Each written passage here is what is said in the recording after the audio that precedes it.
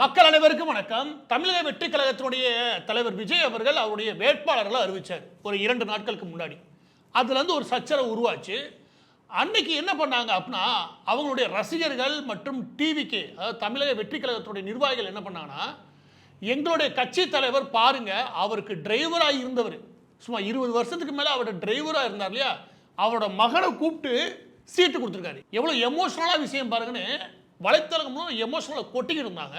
தளபதி யாருன்னா, தனக்காக நிற்கக்கூடிய யாருக்கும் அங்கீகாரம் வாங்கி தருவார் அப்படின்னு எல்லா பக்கமும் உருட்டான்னு வச்சுக்கோங்க. இந்த நபர் பேர், அவருடைய டிரைவர்னு சொல்லக்கூடிய இந்த நபர் பேர், இவருடைய பேர் வந்து ராஜேந்திரன். இந்த ராஜேந்திரன் அவர்களுடைய மகனுக்கு தான் அப்போ சீட்டு கொடுத்துருக்காரு. ஆனால் உண்மையிலே இந்த ராஜேந்திரன் யார்? ராஜேந்திரன் டிரைவர். ஆனால் அப்படி கிடையாது. ராஜேந்திரன் டிரைவர் இல்லைன்றதுக்கு அவருடைய யார், விஜய் அவர்களுடைய இந்த பிரமாண பத்திரம் இருக்கு இல்லையா, அஃபிடவிட் ஒன்று போட்டிருக்காரு இல்லையா, தேர்தலில் போட்டியிடக்கூடிய விஜய் அவர்களுடைய பிரமாண பத்திரம். அந்த பத்திரத்தில் 7ஆவதுல ஜெயாநகர் ப்ராப்பர்ட்டின்னு ஒன்று இருக்குது. அந்த ஜெயாநகர் ப்ராப்பர்ட்டியோடைய முழு விவரத்தை நான் சொல்கிறேன். இதில் முக்கியமான 5 விஷயங்கள் வெளிப்படும். அது என்ன? முதலாவது அப்படின்னா, இந்த ஜெயாநகர் ப்ராப்பர்ட்டி இருக்கு இல்லையா, அதோட டாக்குமெண்ட் இந்த இருக்குது. இந்த ஜெயாநகர் ப்ராப்பர்ட்டியில் யார் யார் பங்குதாரர்கள், யார் யார் டைரக்டர்ஸ். அவர் மேனேஜிங் டைரக்டர் ஜோசப் விஜய் அவர்கள், அதனுடைய 2வது டைரக்டர் சங்கீதா விஜய் அவர்கள், 3வது டைரக்டர் இருக்குது ராஜேந்திரன். அதாவது நீங்கள் டிரைவர்னு சொல்கிறீங்க இல்லையா, இந்த ராஜேந்திரன் அவர் வந்து டிரைவர் இல்லை.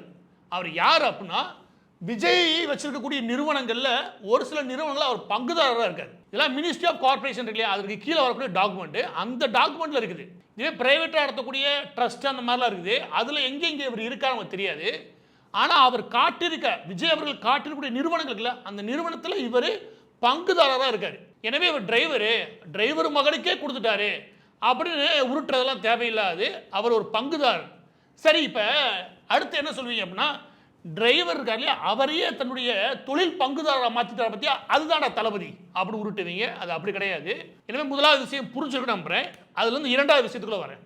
2வது விஷயம் என்ன அப்படின்னா, அந்த ஜெயாநகர் ப்ராப்பர்ட்டிஸ் இருக்கு இல்லையா, அந்த ஜெயாநகர் ப்ராப்பர்ட்டிஸில் நீங்கள் கவனிச்சிங்கன்னா பங்குதாரர் இருக்கக்கூடிய ராஜேந்திரன் இருக்கா இல்லையா, ராஜேந்திரன் எப்போ என்ட்ரி ஆவார் அப்போனா கரெக்டாக 2021-22 2021-22 என்ட்ரி ஆகிறான்றதுக்கு மிக முக்கியமான ஆவணம் இது. அந்த ஆவணத்தில் நீங்கள் கவனிச்சு சங்கீதா விஜய் இருக்காங்க இல்லையா, அதுக்கு முந்தின ஆவணங்கள் வரைக்கும் அவங்க சைன் பண்ணியிருப்பாங்க, அவங்க அட்டன் பண்ணியிருக்காங்க, எல்லா விஷயமும் இருக்குது. 2021 அப்புறம் 22 சங்கீதாவை ஓரம் கட்டுறாரு. இந்த இடத்துல தான் சங்கீதா அவர்கள் ஒரு முக்கியமான குற்றச்சாட்டு சொன்னாங்களே, அவங்களுடைய பர்சனல் விவகாரத்துக்குள்ள போல. ஆனால் சங்கீதா ஒரு முக்கியமான விஷயம் சொல்கிறாங்க. அது என்ன அப்படின்னா, தன்னை அந்த பொருளாதார ரீதியாக இருக்கா இல்லையா, அவர் முடக்க ஆரம்பித்தார் அப்படின்றாங்க. அது மிக முக்கியமானது, சொத்துக்கள்லாம் வேறு பேருக்கு நகர்த்துறாரு அப்படி இப்படின்னு ஏகப்பட்ட குற்றச்சாட்டுகள் இருக்குது. அந்த குற்றச்சாட்டுகளுக்கு தடயம் ஏதாவது கிடைக்கிறேன், இந்த இருக்கு தடயம். அதில் நீங்கள் கவனிச்சிங்கன்னா அந்த ராஜேந்திரன் இருக்கார் இல்லையா, அந்த ராஜேந்திரன் முன்னாடி எதுலேயே வந்துருக்க மாட்டாப்புல. கரெக்டாக 2022 இல்லையா, அதில் வந்துடுவாப்புல. 2022 அவர் அட்டென்ட் ஆகிறாரு. அதற்கு முழுக்க கிடையாது, பேருக்கு தான் அவர் இருப்பார். எப்போ சங்கீதா அவர்களை வெளியே அனுப்ப முடிவு பண்ணாரோ அப்போ இருந்து இவர் என்ட்ரி ஆகிறார். எனவே சங்கீதா அவர்கள் சொல்லக்கூடிய குற்றச்சாட்டு இல்லையா, அது உண்மைன்றது இதில் நிரூபணமாகுது. எனவே சங்கீதா அவர்களுடைய மற்ற குற்றச்சாட்டுகள் எது நிரூபணமாகுதோ இல்லையோ, இது நிரூபணமாகுது. அப்போ சொத்துக்கள்லாம் வேறு பக்கம் நகர்த்துறாரா இல்லாட்டி பினாமிகள் பக்கம் நகர்த்துறான்றது இன்னொரு பூதாகரமான விஷயம். இதுக்கு தனி வீடியோவே போடலாம். இது 2வது. இந்த டிரைவர் விவகாரத்தை வச்சு உருட்டினாங்க இல்லையா ரசிகர்கள், அதற்காக மட்டும் போறத இந்த வீடியோ. சரியா? வேட்பாளர்களை பாருங்க, டிரைவர் மகனுக்கே கொடுத்துட்டாரு, இவ்வளோ பொங்கல் வேணாம். அந்த உண்மையை சொல்றேன். 3வது என்ன அப்படின்னா, 3வது விஷயத்துக்குள்ள போறதுக்கு முன்னாடி இதெல்லாம் உண்மையான முதல் டாக்குமெண்டா அப்படின்னா எல்லாமே உண்மையானது. எல்லாத்தையும் நான் அப்படியே வைக்கிறேன். 2020 வரைக்கும் இந்த இருக்க சங்கீதா அவருடைய கையொப்பத்தோட, ஜோசப் விஜய் அவருடைய கையொப்பத்தோட அந்த டாக்குமெண்ட் ஃபுல்லாக இருக்குது. எனவே 2021 வரைக்கும் சங்கீதா அவர்கள் அது இருந்தாங்க. 2022 அவரை ஒதுக்கி வச்சுட்டாங்க. சரியா? அதற்கான ஆவணங்கள் இது 1 2 கிடையாது, ஏகப்பட்ட ஆவணங்கள், எவ்வளோ வேணா நான் தரேன். 3வது என்ன அப்படின்னா, போன தேர்தல் காலகட்டத்தில் விஜய் அவருடைய அப்பா என்ன பண்ணார்னா, கட்சி ஆரம்பிக்க தொடங்கினார். அந்த காலகட்டத்தில் அவரிடத்து கொஞ்சம் முட்டும் முதல்ல உருவாச்சு, அதுலேருந்து மொத்தமாக பிரிஞ்சார்னு வச்சுக்கோங்க.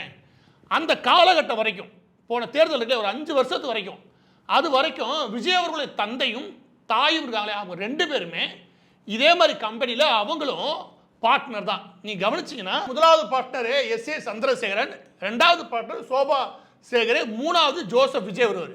எனவே விஜய் அவர்கள் இது முதல் முறை செய்யலை, தன்னுடைய தாயும் தந்தையும் வெளியே அனுப்பிட்டு தான் அந்த நிறுவனத்துக்குள்ள மற்ற வேலைகளே பார்த்துருக்காரு. எனவே சங்கீதா அவர்களை வச்சுட்டு தாய் தந்தையரை வெட்டி விட்டார். அதுக்கப்புறம் டிரைவரை வச்சுக்கிட்டு சங்கீதாவே வெட்டி விட்டார். இந்த ஆவணம் ஜெயாநகர் ப்ராப்பர்ட்டிஸ் தான். அந்த ஒரே ஒரு விஷயத்தை எடுத்தீங்க இல்லையா, யார் டிரைவர் மகன், அதுலேருந்து தோன்றுனா இவ்வளோ வருது. இது ஒரு ஆவணம் கிடையாது. 2020 ஆரம்பிச்சாலே அந்த டாக்குமெண்ட்டே காமிக்கிறேன். 2020 நீ ஆரம்பிச்சாலே எஸ்.ஏ. சந்திரசேகர் அவருடைய பேரும் சோபா சேகர் அவருடைய பேர், அவங்க அம்மா அப்பா 2 பேரோட பேர் இருக்கு இல்லையா, அவரோட பேர் இருக்கும். அந்த காலகட்டம் இருக்கு இல்லையா, எப்போ பிரச்சனை வச்சுல அதோட அவங்கள பற்றி விட்டுருவார். இது 3வது ஆவணம். 4வது ஒரு ஆவணம் இருக்குது. அது என்ன அப்படின்னா, எங்களுக்கு என்ன சந்தேகம் வந்துச்சுன்னா அப்படின்னா, இந்த ஜெயா யார், ஜெயாநகர் ப்ராப்பர்ட்டிஸ்ன்னு ஏன் பேர் வைக்கணும் அப்படின்னு தேட ஆரம்பித்தோம். அப்போ தேடும்போது ஜெயாநகர் ப்ராப்பர்ட்டிஸுடைய ஒரிஜினல் டாக்குமெண்ட், அதாவது ஒரு மூலப்பத்திரம் மாதிரி வச்சுக்கோங்க, அது கிடச்சது. அது எடுத்து 1997 2000ங்களுக்கு போகுது. அது யாருடையதுன்னு பார்த்தா இந்த ஜெயாநகர் ப்ராப்பர்ட்டிஸ்ன்றது ஜெயாநகர்னு ஒன்று போரூரில் இருக்குது. அந்த இடத்துலேருந்து ஆரம்பிக்கப்பட்டது. அந்த இடத்துலேருந்து ஆரம்பிக்கப்பட்ட ப்ராப்பர்ட்டியை அந்த குறிப்பிட்ட நிறுவனத்தை இவர் எதுக்கு வாங்கணும், எப்படி மாறுது அப்படின்ற கதையை எடுத்தால் அதில் தான் ஒரு முக்கியமான விஷயம் வெளிப்படுது. இது இன்கம் டேக்ஸ் டிபார்ட்மெண்ட்டுக்கு நாங்கள் இன்புட்டாக தரோம். அது என்ன அப்படின்னா, இந்த காலகட்டத்தில் வருமானங்கள் இருக்குல்ல, அந்த வருமானங்களை விஜய் அவர்கள் என்ன பண்ணுறாரு அப்படின்னா, தன்னுடைய வருமானத்துடைய மிக முக்கியமான பகுதி ஒரு 75% 50% என்ன பண்ணுறாரு அப்படின்னா, இப்படி நிறுவனங்கள் இருக்குல்ல, நிறுவனங்களுக்கு கீழே இருக்கக்கூடிய நிலங்கள் இருக்கு இல்லையா, இந்த ப்ராப்பர்ட்டி விற்கிறவங்க அவங்க ரியல் எஸ்டேட்காரங்க இருந்து அந்த நிலங்களை குறைச்ச விலையில் எழுதிட்டு அதை தன் பேருக்கு மாற்றிக்கிறது.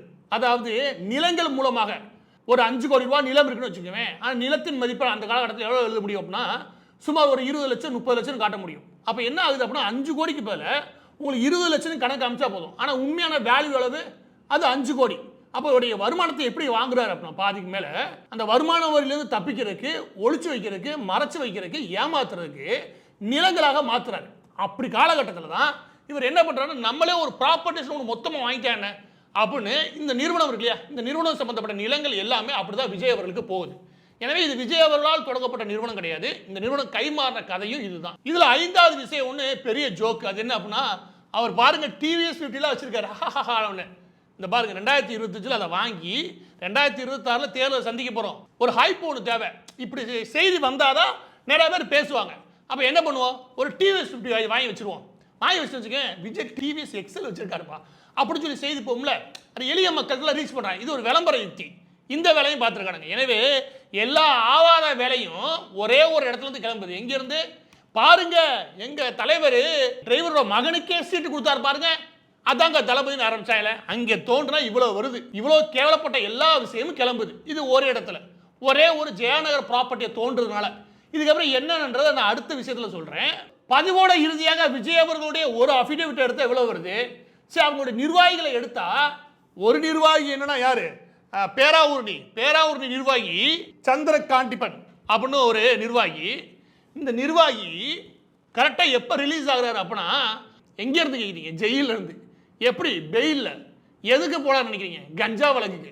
வேற ஒன்றும் போராட்டம் நடத்திலாம் போல, கஞ்சா வழக்கில் உள்ளே போயிட்டு விஜய் அவர்களுடைய நேர்காணலுக்கு வந்துடுறாரு. விஜய் அவர்கள் மார்ச் 8 10 தேதி நேர்காணல் நடத்துறாரு இல்லையா, அதுக்கு வராரா, அவருக்கு சீட்டு கிடைச்சிருதான். நான் என்ன கேட்குறேன், ஜெயிலிருந்து 10 நாளைக்கு முன்னுக்கு வெளியே வந்திருக்கான், அதுவும் கஞ்சா கேஸு. அவனை பிடிச்சி எந்த அடிப்படையில் நீ தகுதியான அப்படின்னு சொன்ன, நீ என்னதான் வெரிஃபிகேஷன் பண்ணீங்க. இந்த ஆதவ அர்ஜுனாவும் புசி ஆனந்த் இருக்காங்க பாருங்க, அவன் 2 பேரும் சேர்ந்துக்கிட்டு எவன் மேலாம் இவங்களுக்கு காசு தரானோ அவங்களுக்குலாம் கொடுத்து இவர்கிட்ட வந்து தள்ளிட்டாங்க. இந்த ஆள் அதை வெரிஃபை பண்ணுமா இல்லையா, 3வது நபரை வச்சு ஒரு சாதாரண ஏஜென்சியை கூப்பிட்டு இந்த ப்ரொஃபைலாம் கரெக்டான கொஞ்சம் வெரிஃபை பண்ணுங்க, எந்தெந்த வேட்பாளர் சரியா இருக்கான்னு கொஞ்சம் சொல்லுங்கன்னு வச்சுக்கோங்க, அவங்களே சொல்லிடுவாங்க. இங்கே 1008 நிறுவனங்கள் இருக்குது. அப்படி இருக்கும்போது எப்படி இந்த ப்ரொஃபைலாம் உள்ள வருது? ஏன்னா விஜய் அவர்களுக்கு இந்த வேட்பாளர் தேர்வு இருக்கு இல்லையா, இதெல்லாம் ஆர்வமே கிடையாது. இப்போ நீங்கள் என்ன நினைப்பீங்கன்னா, அவர் ரொம்ப பிஸியாக இருக்கார் போன்னு. நீங்கள் எல்லாரும் நினைக்கிற மாதிரி பிஸிலாம் கிடையாது, மேல் வலிப்பில் சுற்றி தீராரு. ஒரு தலைவருக்கு இருக்க வேண்டிய மிக முக்கியமான குணம் என்ன, நம்மளுடைய பிரதிநிதியாக இருக்கக்கூடிய அந்த பிரதிநிதிகள் வேட்பாளர்களை நாம் சரியாக அடையாளம் கண்டு மக்களுக்கு சொல்லணும். கஞ்சா கடத்துறவன், அதுக்கடுத்து பாருங்க இந்த லேடி கவுண்டம்பாளையத்துடைய வேட்பாளர். கவுண்டம்பாளையத்துடைய வேட்பாளர் இந்த லேடி அதோடைய இன்ஸ்டாகிராம் பக்கத்தில் என்ன போட்டுக்கிறோம்னா, லவ் ஸ்பெஷலிஸ்ட்னு ஒரு துறை இருக்கு. அதில் ஒரு நிபுணர்களாக இருக்காங்கன்னு எனக்கு இப்போதான் தெரியும். நான் என்னென்னவோ படிச்சிருக்கேன், இவ்வளவு இப்படி பார்த்ததில் வச்சுக்கவேன். இது ஒரு குவாலிஃபிகேஷனா? இந்த அம்மா உட்காந்து எல்லா நோய்களையுமே நம்ம ஜாதகத்தின் மூலமே சரி செய்ய முடியும் அப்படி பேசிக்கிறது. இது கவுண்டம்பாளையம் வேட்பாளர். இல்லை கொடுமை கேளுங்க, இதுக்கு முன்னாடி இது டிவிக்கெல்லாம் வேலை பார்க்கவே இல்லை. எல்லா கட்சிக்கும் சும்மா போய் ஒரு ஃபோட்டோ எடுத்து வந்திருக்கு. எப்படி தேர்வு பண்ணீங்க? இன்ஸ்டாகிராம் 1 லட்சம் பேர் ஃபாலோ பண்ணுறாங்களே, முடிச்சு விடு தேர்வு. இதை தேர்வு செஞ்சு ஆதவ அர்ஜுனா இப்படி கேண்டிடேட்டா இங்கே தான் வந்தா வச்சுக்கவே, முடிவு பண்ணிக்கோங்க. அது ஆதவ அர்ஜுனாவுடைய செலெக்ஷன். ஆதவ அர்ஜுனா செலெக்ஷன் இப்படி தான் இருக்குன்னு வச்சுக்கவே. அடுத்து இன்னொரு ஆள் யார் புஷி ஆனந்தோட செலெக்ஷன் கம்ப வேட்பாளர் இவர் ஜெகநாத் கம்பத்தில் தமிழக வெற்றி கழகத்தில் எனக்கு தெரிஞ்சு ஒரு 2 வருஷமா உழைக்கக்கூடிய நபர்கள் நிறைய பேர் பார்க்க முடியுது. அதில் சுபாஷ்ன்ற பையெல்லாம் எல்லா இடங்களையும் போயிட்டு வரது நானே பல இடங்களில் பார்த்துருக்கேன். ஆனால் அவங்க யாரும் கொடுக்காம இந்த நபர் ஜெகநாத். அப்போ இவருக்கு கொடுக்க வேண்டிய காரணம் என்ன? இவர் ஒரு ஜாதி கட்சி நடத்துகிறாப்புல.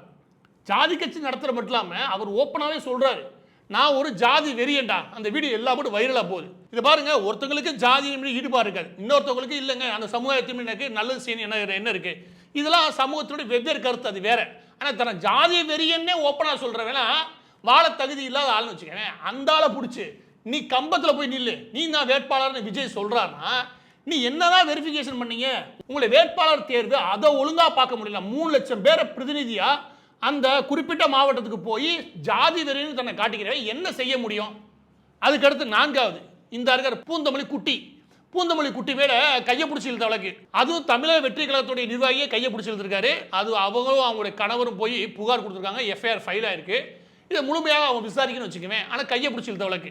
இப்படி தான் நிர்வாகிகளை தேர்வு செஞ்சிருக்காங்க. பார்த்தா ஒரு பக்கத்து விஜய் அவர்கள் 102 நிர்வாகிகளை பிற கட்சியிலேருந்து நைட்டாக இங்கே வந்தவனுக்கு ஃபுல்லாக இந்த வச்சுக்கோ எம்எல்ஏ நீ தான் அப்படின்னு சொல்லி வேட்பாளராக அறிவிச்சிட்டாரு. ஒரு 102 பேர். நான் அவர் 62 பேர் இருப்பாங்க நினச்சா 102 பேர் கொண்டு போயிட்டாரு. கட்சியுடைய பாதி வேட்பாளர் இல்லைன்னா இன்னொரு கட்சியிலேருந்து நைட்டாக வந்திருப்பாள். அவனுக்குலாம் அந்த அப்படி முடிஞ்சு போச்சு. மீதம் இருக்கிற 40 வேட்பாளர்கள் எல்லாம் கையை பிடிச்சி இழுத்தவன், ஜோதியும் பகல் ஊரை ஏமாத்தினவன், அதுக்கப்புறம் ஜாதி வெறியன், அதுக்கப்புறம் கஞ்சா கடத்தினவன். இப்படி என்ன நீ வேட்பாளர் தேர்வு செய்கிற? எனவே இந்த பதிவோட இறுதியாக உங்களுக்கு தெளிவாக ஒன்று சொல்கிறீங்க. விஜய் அவர்கள் மாற்ற அப்படின்னா அவர் தனிப்பட்ட விதத்தில் அவருடைய விஷயங்கள் எல்லாத்தையும் பார்த்தீங்க. அவருடைய வருமான கணக்கை மறைக்கிறத ஆரம்பித்து தன் குடும்பத்து விஷயங்களாகட்டும், தான் டிரைவர்னு ஊருக்குள்ளே பினாமியை வச்சு ஏமாத்துறதாகட்டும், இது அவருடையது. அவர் பிரதிநிதிகளாக நீங்கள் இப்போ பார்த்தீங்க, அவருடைய பிரதிநிதிகளை வேட்பாளர் தேர்வு செஞ்சிருக்காரு. அந்த லட்சணம் எப்படின்னு. எனவே இந்த கட்சி மாற்று கிடையாது. இதுக்கு நீங்கள் ஓட்டு போட்டு வேஸ்ட்டாக திமுகவை தோல்வி அடைய செய்யணும் அப்படி நீங்கள் நினச்சிக்கிட்டு இந்த கட்சிக்கு ஓட்டு போடுறது என்னை கேட்டால் வெட்டி வேலை.